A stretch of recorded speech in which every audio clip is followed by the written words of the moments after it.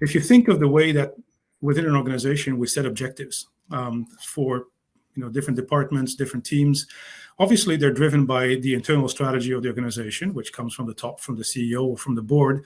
But as an asset-intensive organization, a big part of that strategy is mitigated or is influenced by the fact that I own assets, physical assets.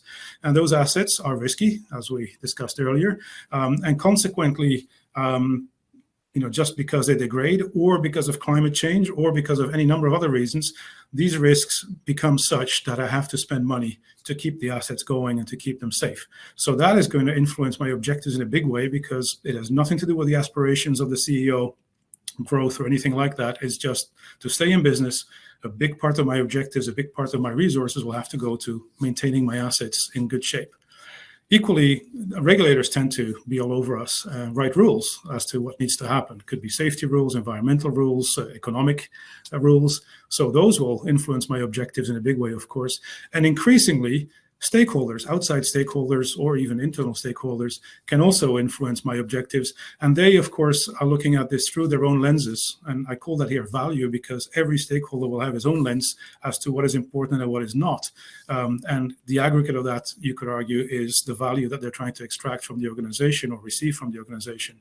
Now, we could argue that ESG primarily drives the rules that the regulators might be writing, as Kim was pointing out, and the fact that stakeholders have their own view of environmental, social, and possibly even governance factors that they are pushing on the organization too. So in other words, very simplistically, the environment in which we operate as an organization is becoming more complex, and there's more and more pressure points being put on our objective setting, because our strategy has to evolve to include all these different elements that are being imposed on the organization, basically, either by the assets or by the outside world.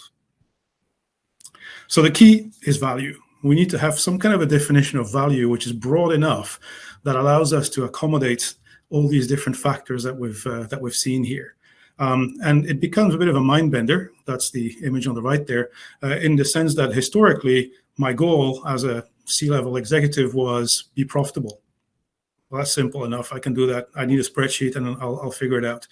Now, my goal is way more complex. I have all these conflicting demands coming from different angles, which make my decision-making much more complex. And with that, the need for processes and potentially systems to actually help me along in this journey.